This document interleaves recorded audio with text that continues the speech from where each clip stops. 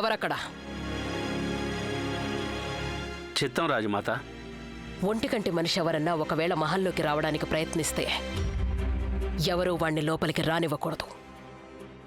వెంటనే మాకు కబురు చెయ్యాలి. మాకు మాత్రమే. చిత్తం రాజమాత.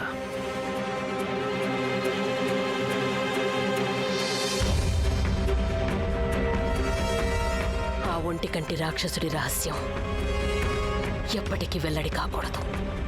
ఎప్పటికీ. ఓ పరమేశ్వర, ఈరోజు వేడుకలో ఏ సమస్య రాకుండా పూర్తయ్యేలా చూడు.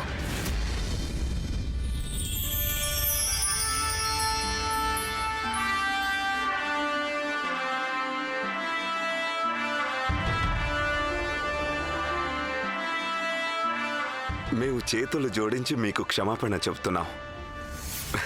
మేమన్నదాన్ని మీరు తప్పుగా అర్థం చేసుకున్నారు. తప్పుగా మాట్లాడితే మరి దాన్ని అలాగే అర్థం చేసుకుంటారు కదా అన్నగారు. మేమిప్పుడు ఏం చేయాలి గాయత్రి? మేం మనస్ఫూర్తిగా మిమ్మల్ని క్షమాపణ కోరుతున్నాం. నేను మనస్ఫూర్తిగానే మీ క్షమాపణల్ని తిరస్కరిస్తున్నాను. నూతన సంవత్సర శుభాకాంక్షలు. మీకు కూడా శుభాకాంక్షలు.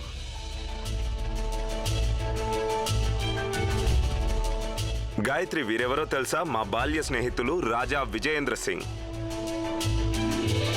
ఇక వీరు వారి తమ్ముడు గారు రాజా గజేంద్ర సింగ్. అన్నట్టు వీరు వారి చెల్లెలు గారు రాకుమారి ఊర్మిళ. లోకానికే వారు రాకుమారి ఊర్మిళ గాని మాకు వారు మా గారాల చెల్లెలు ఊర్మి. చిన్నప్పుడు 2 జళ్ళు వేసుకొని ఎంత చురుగ్గా పరిగెడుతుండేదంటే మేమంతా తన్ని విదేశీ మోటార్ అని పిలుస్తూ ఉండేవాళ్ళం. అందుకే మీరు ఈ విదేశీ మోటార్ని మర్చిపోయినట్టున్నారు. అందుకే మీ పెళ్లికి కూడా పిలవలేదు, అంతేనా? లేదు లేదు, అదేం లేదు. మేం మిమ్మల్ని పిలిచాం, కానీ మీ అన్నగారు అప్పుడు పనుల్లో ఉండిపోయి ఆయనే రాలేదు. ఇందులో మా తప్పేముంది? ఏం పర్వాలేదు, ఇప్పుడే పరిచయం చేస్తాం. ఊర్మిళ, వీరే మా ప్రియమైన భార్య గాయత్రి. మీరు చాలా అందంగా ఉన్నారు. రాణిగారు, మేం మీకు చిన్న బహుమతి తెచ్చాం. మీరు నాకంటే చిన్నవారు బహుమతులు తీసుకోవటమే ఆనవాయితీ. వాళ్ళు ఇవ్వకూడదు. అయితే ఇది బహుమతి కాదు, మా అన్నయ్యకి ప్రేమతో ఇచ్చే కానుక అనుకోండి.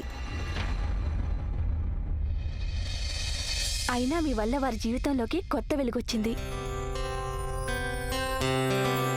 అయినా మిమ్మల్ని ఒట్టి చేతులతో ఎలా కలుస్తాను?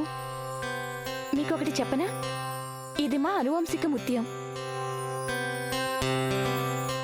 అంటారు కదా, స్వచ్ఛమైన ముత్యం ధరించిన వారిని, ఆ ముత్యం వారిని కుట్రలు మోసాల వల నుంచి బయటికి తెచ్చి సత్య మార్గం చూపిస్తుంది.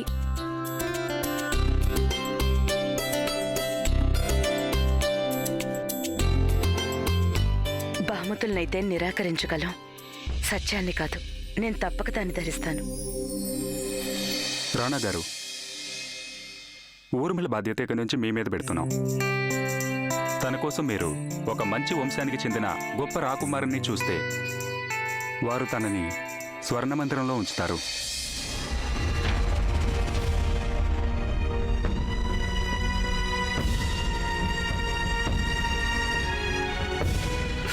ఆఫ్ కోర్స్, రండి ప్లీజ్ ప్లీజ్.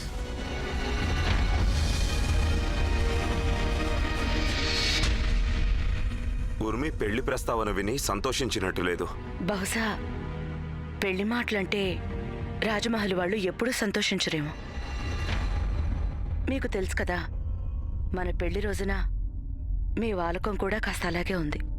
అవునులేండి, తప్పు చేసేవారు సంతోషంగా ఎలా ఉంటారు? గాయత్రి, ఈ ఏటికి చివరి రోజు ఇది. మనం వాదించుకుంటూ గడపడం మాకిష్టం లేదు. ఏడాది చివరి రోజే కాదు, మీతో వాదించడం నాకెప్పుడూ ఇష్టం లేదు. పోతే ఈ విషయం మీరెప్పటికీ అర్థం చేసుకోలేరు. ఇందులో మీ వల్ల ఏ తప్పు లేదు.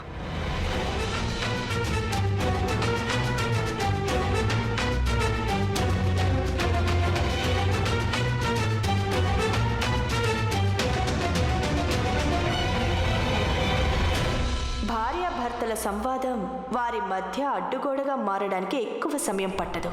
శుభం. అదును చూసుకొని ఆయుధం ప్రయోగించాలి. ఆ అదును రాణా గారు మాకు ఇవ్వనే ఇచ్చారు. ఇప్పుడు మా అన్నయ్యకి మా కొత్త సంవత్సర కానుక తప్పక దక్కుతుంది.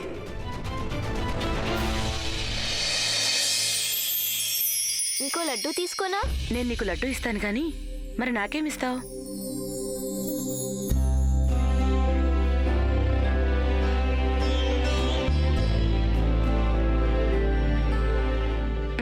ఈ ముద్దు సరిగ్గా ఇచ్చినట్లేదే. పోన్లే, నేనే సర్దుకుంటాను. నువ్వు ఇంకొక మంచి ముద్దు ఇచ్చావంటే నీకు 2 లడ్డూలు ఇస్తాను.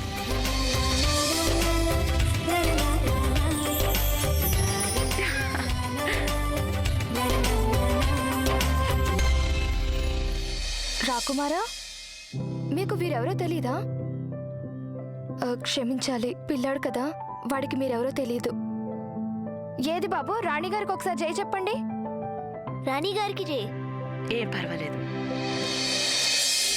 తల్లిదండ్రులు పిల్లలకి తమ హద్దులు నేర్పుతారు. మా అన్నయ్యకి మాకు మాత్రం మా హద్దులు నేర్పేందుకు ఎవ్వరూ లేరు. నువ్వు మీ అన్నయ్య జీవితంలో ఇంకా ఎన్నెన్నో నేర్చుకోలేదు. ఉదాహరణకి మర్యాదలు, ఆచార వ్యవహారాలు వగైరా వగైరా. అయినా ఎప్పుడు గెలుస్తుంటే బాగుండదు. నేర్చుకోవాల్సిన పాఠాలన్నీ ఓడిపోతేనే నేర్చుకుంటారు, గెలిస్తే కాదు. సర్లే, అదేదో అంటారుగా, పడితేనే గానీ తెలియదని. నీ ఓటమైతే ఆరంభమైంది. ఇకనైనా నేర్చుకోవడం ఆరంభించు.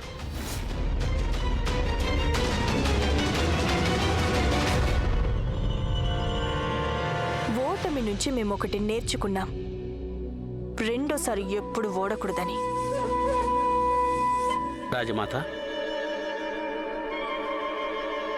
ఒంటి కన్నున్న ఆ వ్యక్తి మహల్ పశ్చిమ ద్వారం నుంచి రావాలని ప్రయత్నిస్తున్నాడు. రండి.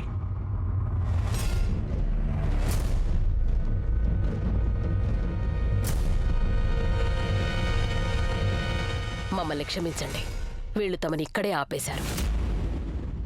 రండి.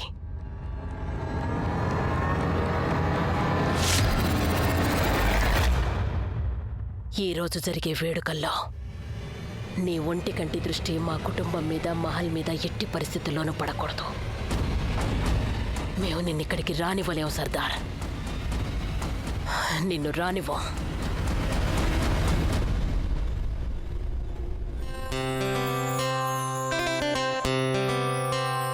రాజమాత చెప్తే విన్నాను. మా కుటుంబంలో నూతన సంవత్సర వేడుకలు ఆరంభం చేసే ముందు ఒక చిన్న ఆచారం పాటిస్తారట. అందులో రాణి రాజుగారికి తిలకం దిద్దాలి.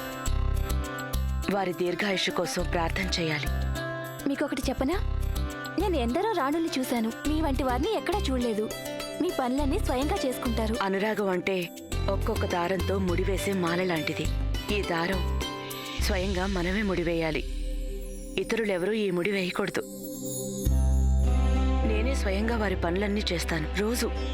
అప్పుడు అనుకుంటాను, అలా అలా నేను వారికి చేరువవుతున్నానని. మీరు నాకు కూడా నేర్పుతారా? నువ్వు ఇక్కడే ఉండు, నేను నీకోసం పత్తి తీసుకొస్తాను.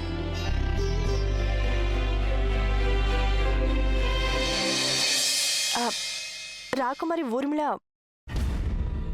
మీకోసం మీ అన్నగారు వెతుకుతున్నారు. ఇవ్వండి, ఇది మాకివ్వండి. బహుశా మా అన్నయ్య పెళ్లి గురించి మాట్లాడడానికే పిలుస్తున్నారేమో, కానీ నాకు ఈ పెళ్లి ఇష్టం లేదు. వెళ్ళండి, నిల్చున్నారే.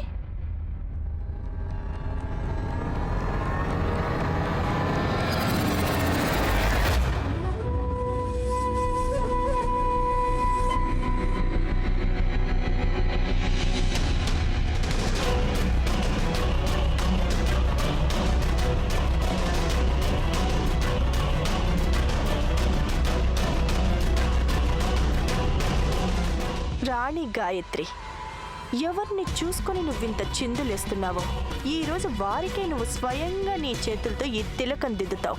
మా అన్నయ్య మీ ఇద్దరిని జంటగా చూసినప్పుడు వారి మనసు రగిలిపోతుంది. ఈరోజు ఆ మంట మీ ఇద్దరూ అనుభవిస్తారు. ఈరోజు నిన్ను బాధ పెట్టిన తర్వాత మేము మా బాధకి స్వస్తి చెప్తాం. దాంతోపాటు రాణా గారికి కూడా.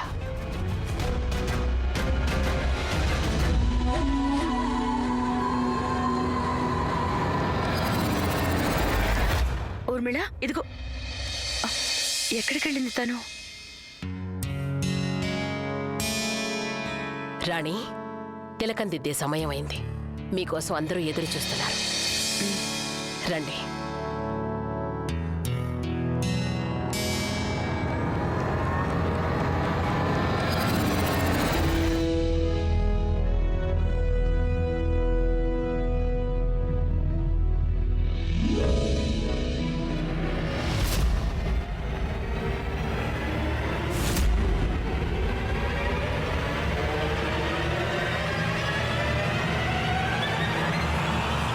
ఆగండి.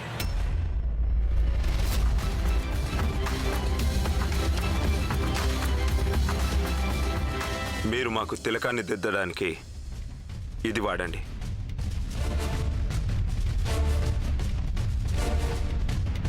ఏంటిది?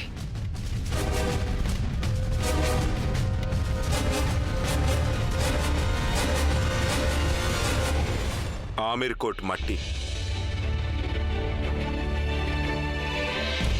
మా మాతృభూమిలోని ఈ మట్టి మాకు చందనం కంటే ఎక్కువ పవిత్రమైంది. దీన్ని తిలకంగా దిద్దితే మేము ఈ మట్టికి రుణపడి ఉన్నామని మాకు సదా గుర్తు చేస్తూ ఉంటుంది.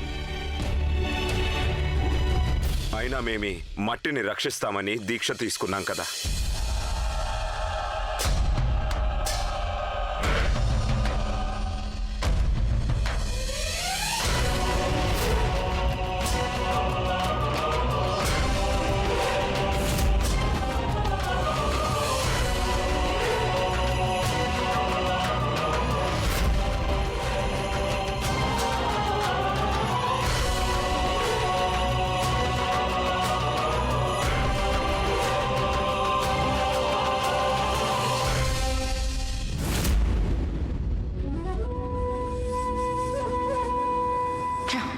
నేను ఓటమిని ఒప్పుకోను రాణా గారు. ఈ రాత్రే మీకు చివరి రాత్రి అవుతుంది.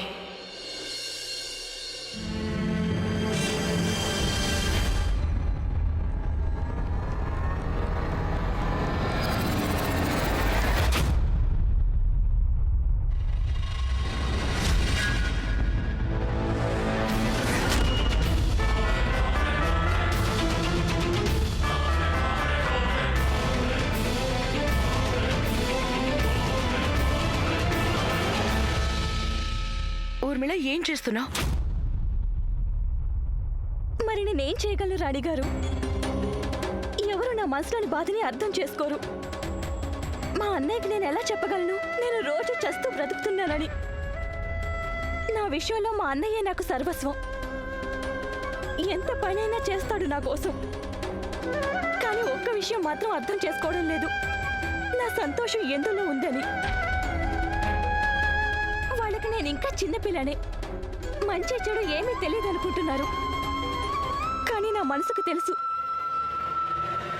నా సంతోషం కేవలం కార్తీక్తోనే ముడిపడి ఉందని. నేను తనని ప్రేమిస్తున్నాను. వారు రాకుమారుడు కాదు, నిజమే. వారొక మామూలు వ్యక్తి. వారికి ఆస్తులు ధనము వంటివి లేవు. స్వర్ణ మహల్లో నివాసం ఉండరు. కానీ బంగారం లాంటి మనసుంది. వారు నన్ను మనసారా ప్రేమిస్తున్నారు. నా కోసం ప్రాణాలైనా ఇస్తారు. కానీ మా అన్నయ్య ఒక్క విషయం ముఖ్యమని చెప్తూ ఉంటారు. వారు రాకుమారుడు కాదట. అందుకే ఈ పెళ్లి వద్దంటున్నారు. కార్తీకే జీవితం నాకు. ఎవరైనా తమ జీవితానికి దూరమై ఎలా బ్రతకగలరు చెప్పండి? అంతే. ఇదే నా సమస్య. నీకిప్పుడు జరుగుతున్నదంతా కొత్త విషయం ఏం కాదు. ఎప్పటినుంచో ఇదేగా జరుగుతోంది. ఈ లోకం ప్రేమని అర్థం చేసుకోలేదు, అలాగే ఈ లోకాన్ని ప్రేమ అర్థం చేసుకోలేదు. కానీ ఒకటి మాత్రం నిజం, నువ్వే గెలుస్తావు. ప్రేమకి అంతస్తుకి ఏ సంబంధం లేదు. నేను రాజకుమారిని కాదు. అయినప్పటికీ రాణా గారు వారి కుటుంబంలోని వారు నన్ను పూర్తిగా స్వీకరించారు. అందరికీ మీలాంటి అదృష్టం ఉండదు కదా రాణి గాయత్రి గారు. రాణిగారు కాదు, గాయత్రి. అయినా అదృష్టం దేవుంది ఊర్మిళ, అంతా మన చేతుల్లోనే ఉంటుంది. అయినా సులభంగా అన్నీ మన చేతికి అందం. నాకు కూడా వారి ప్రేమ అంత సులభంగా లభించలేదు. మీ విషయంలో కార్తీక్ మిమ్మల్ని ప్రేమిస్తున్నాడు. రాణాగారైతే ముందు నన్ను ద్వేషించేవారు. అయినప్పటికీ నేను ఓటమిని ఒప్పుకోలేదు. ప్రేమ కోసం నేను జీవితంతో పోరాడి దాన్ని పొందాను. అలాగే నువ్వు కూడా అలాగే సాధించుకోవాలి రాజకుమారి ఊర్మిళ. రాకుమారి ఊర్మిళ కాదు, ఉర్మి. అయితే ఇప్పుడు నాకంత ధైర్యం లేదు గాయత్రి.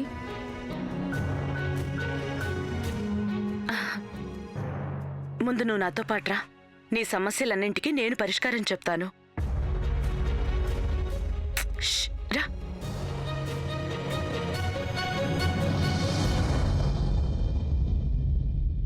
రాకుమారి ఊర్మిళ ఎక్కడున్నట్టు? మళ్ళీ ఏదైనా సమస్య తీసుకొస్తారా?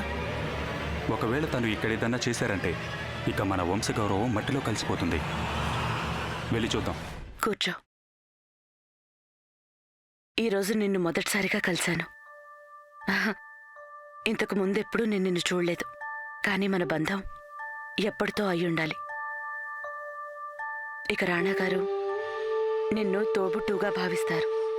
నేను నిన్ను ఆడపడుచు అనుకోను, స్నేహితురాలనుకుంటాను. నేను ఈ కొత్త స్నేహం, పాత బంధాల దృష్ట్యా నీకొకటి ఇవ్వాలనుకుంటున్నాను. ఇప్పుడే వస్తాను.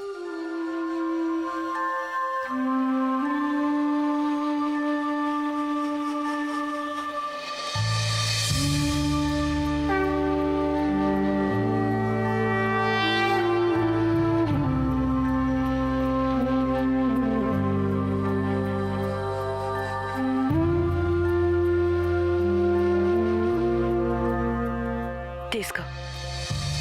గాయత్రి, నేను షష్. ముందు నేను చెప్పేది విను. బాల్యం నుంచి ఎప్పుడూ అమ్మ నాతో ఉండేది. ఎటువంటి కష్టమైనా, ఏ సమస్య అయినా ఆ అమ్మే నాకు మార్గం చూపించింది. ఈ సమయంలో నాకన్నా ఎక్కువ నీకు అమ్మతోడు అవసరం.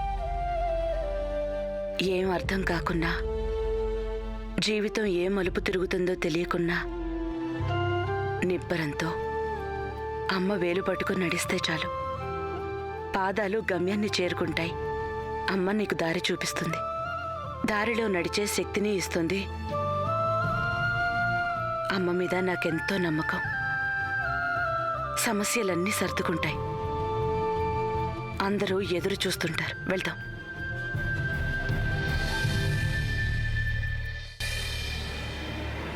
రాకుమారి ఊర్మిళ, ఎక్కడున్నారు మీరు? మీకోసం మేమంతా వెతుకుతున్నాం. అల్మోడా రాకుమారుని మీకు పరిచయం చేయాలి. రండి.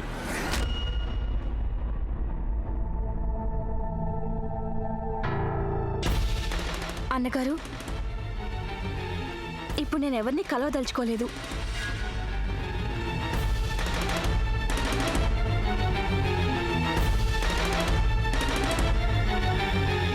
చూడండి, నాకు తెలుసు మీరే నిర్ణయం తీసుకున్నా ఊర్మిళ మంచి కోసమే. ఎంతైనా అది మీ అధికారం. కానీ ఊర్మిళ జీవితం మీద తనకి అధికారం ఉంటుంది కదా. తను మీ నిర్ణయంతో ఏకీభవించుకుంటే అది సరైనది కాదంటారా? రాకుమారి ఊర్మి మా దృష్టిలో ఇంకా చిన్నపిల్ల. పిల్లలే ఎక్కువ మొండితనం చేస్తారు. తను కోరుకుంటున్నది ఎప్పటికీ లభించదు. మేము నిర్ణయించేదే జరిగి తీరుతుంది. మీ ఉద్దేశం మీద, నిర్ణయం మీద ఎవరికీ సందేహం లేదు విజయేంద్ర సింగ్. పోతే గాయత్రి సూచన కూడా తప్పు కాదు. ఒక్కోసారి ఇంట్లో పెద్దలు అర్థం చేసుకోలేరు. పిల్లలు తీసుకునే నిర్ణయాలే వాళ్ళ జీవితాలకి మంచివవుతాయని.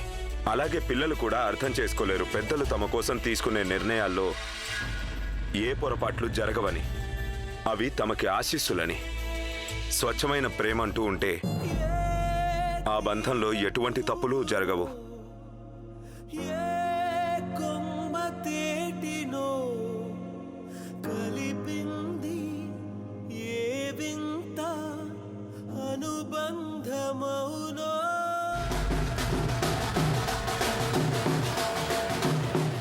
రండి.